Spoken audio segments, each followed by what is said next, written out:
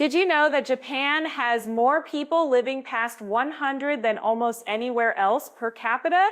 We are talking about more than 90,000 people living beyond 100. And that is not just a cold statistic. It is a signal. It is like that country quietly found a different way to age.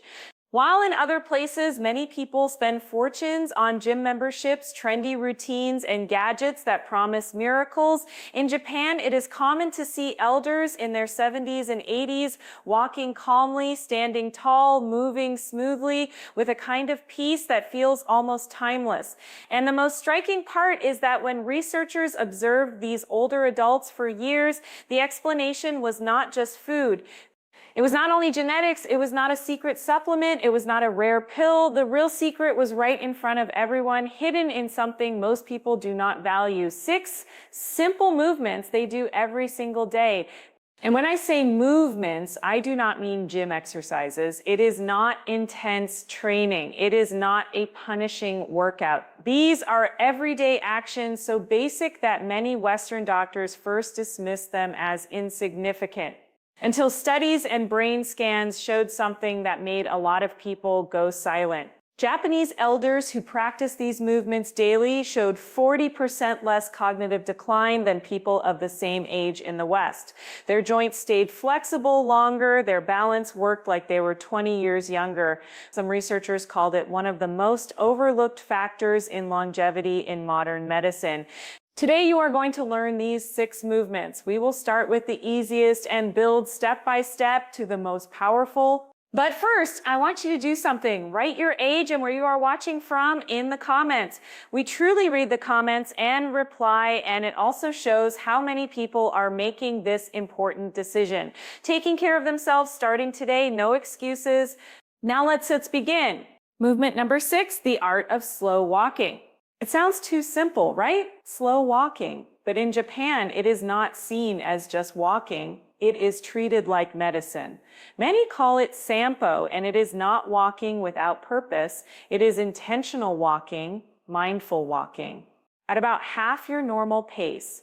Many Japanese elders do it for 20 to 30 minutes every morning, often before breakfast. And what makes it different is not only speed, it is how they breathe. The pattern goes like this. You breathe in for 2 steps, you hold your breath for 2 steps, and you breathe out for 4 steps. That rhythm creates a synchronization between your heart and your nervous system that you simply do not get when you rush.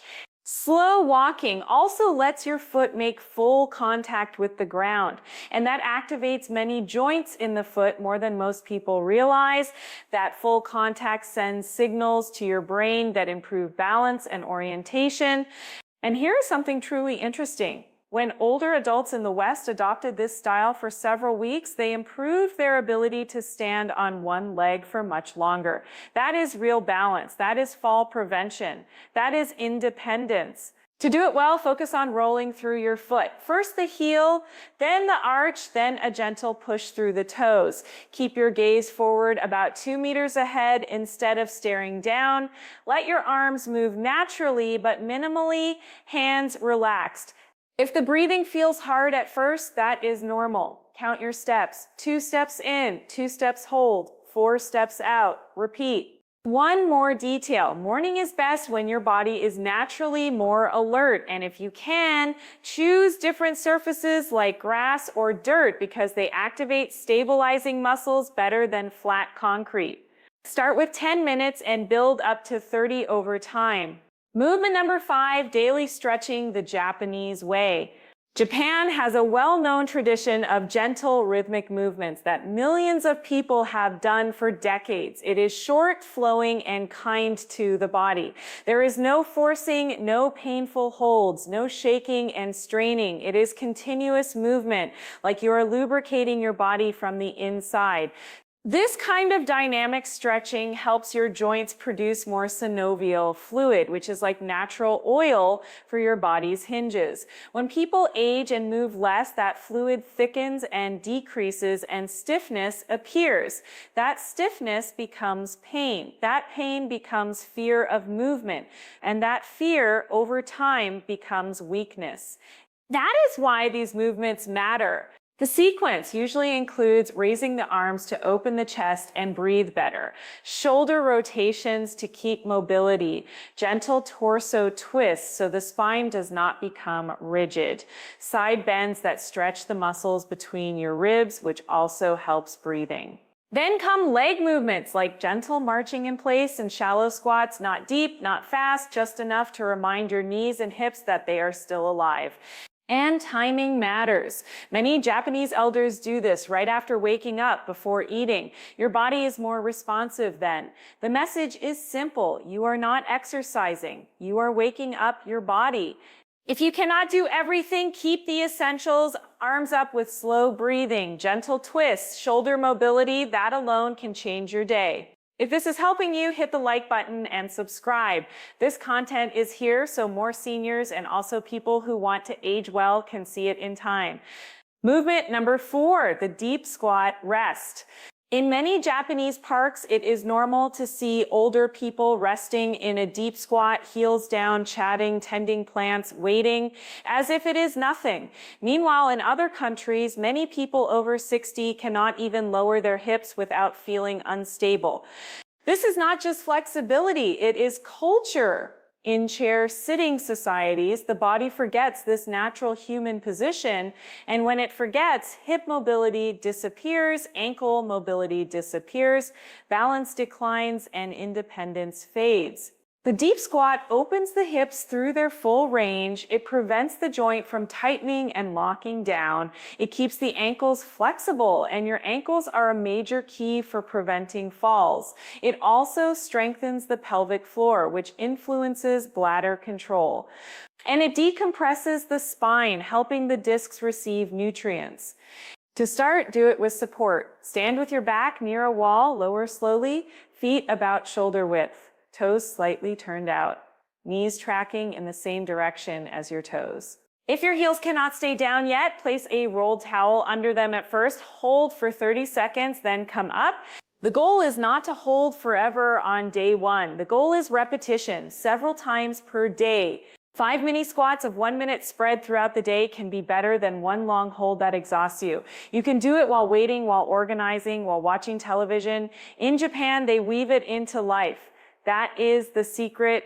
Movement number 3, standing on one leg. This sounds silly until you try it. And when you try it, you understand everything. In Japan, many doctors recommend that adults over 60 stand on one leg for 1 minute twice a day, like a prescription, because it improves stability and reduces falls. When you stand on one leg, your body makes thousands of tiny adjustments. Invisible adjustments that strengthen small muscles, activate internal sensors, and train your brain to react faster. Your vestibular system in the inner ear sharpens. Your vision learns to stabilize. Your position sensors in your feet, knees, and hips wake up. This is literally nervous system training.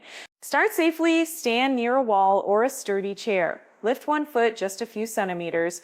Focus on a fixed point about 3 meters away. Breathe normally, hold for 30 seconds. Switch legs. As you improve, try closing your eyes for a few seconds, only if it is safe. That forces your body to rely less on vision and more on inner balance. A smart trick is doing it while brushing your teeth. That turns it into an automatic habit. 2 minutes a day, done. When it gets easy, add small challenges. Turn your head gently side to side. Raise your arms, make a small circle with the lifted foot. Slowly level up without rushing. Movement number 2, floor sitting transitions. This part changes how you see aging. In Japan, many elders sit on the floor for meals, for tea, for conversation, for television. That means they go down to the floor and back up many times per day. Each transition is a full movement. It trains strength, mobility, coordination, and balance. And it also demands mental planning because the body must organize steps in order to go down and rise safely. That activates the brain. It activates the prefrontal cortex linked to decision-making and control. That is why people who keep this ability often show better cognitive performance. To start, use support. A low stool, an ottoman, or a chair can be an intermediate step. Lower one knee, then the other. Use your hands as needed. If your knees are sensitive, use a mat or soft carpet. Then rise in reverse, 1 foot forward like a lunge, push up and stand. You do not need perfection, you need practice. Do 2 or 3 transitions per day with patience, with care, with calm. Over weeks, you will notice you stand up more easily, and that is real life. Because being able to rise from the floor without depending on others is one of the clearest signs of independence. Movement number 1, the towel twist. This is the movement that shocked people because it looks almost ridiculous. You only need a hand towel, nothing else. You hold the towel with both hands in front of you, arms extended, and you create tension as if you want to tear the towel apart without tearing it. You maintain that tension and rotate your torso. You do not twist only your arms. It is not a shoulder movement. It is your core. Your torso turns to the right while your hips stay facing forward. Hold for 3 seconds. Return to center, then turn left. The constant tension activates deep stabilizing muscles, the ones that rarely wake up during fast movements.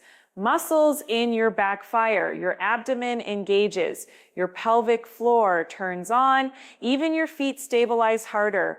And there is something even more powerful. This movement requires coordination across both sides of your body, forcing both brain hemispheres to work together.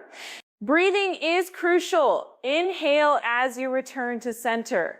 Exhale as you twist. That slow exhale helps activate the vagus nerve associated with calm, recovery, and lower inflammation. Start with light tension, small twists, 1 minute rest, then 1 more minute at night if you can. Over time, you increase tension and range, always without pain. The beauty is that it scales.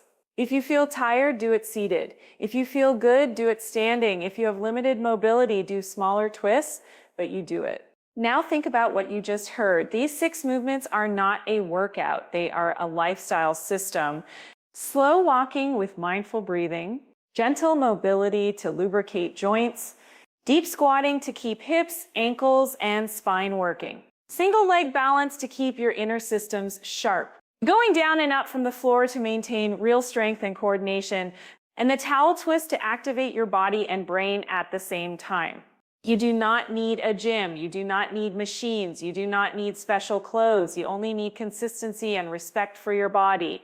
Because aging should not feel like a sentence. Aging should feel like a stage where you can still move, think clearly, laugh, go out, and live with autonomy. And now I want to ask you, which of these movements do you feel would help you the most right now? Which one feels hardest even to imagine? Do you already do any of them without realizing it? Tell me in the comments. I am reading, and if you know someone over 60, share this with them. Sometimes the right message at the right time changes a life. Thank you for being here, and remember this, it is not too late, but it is today.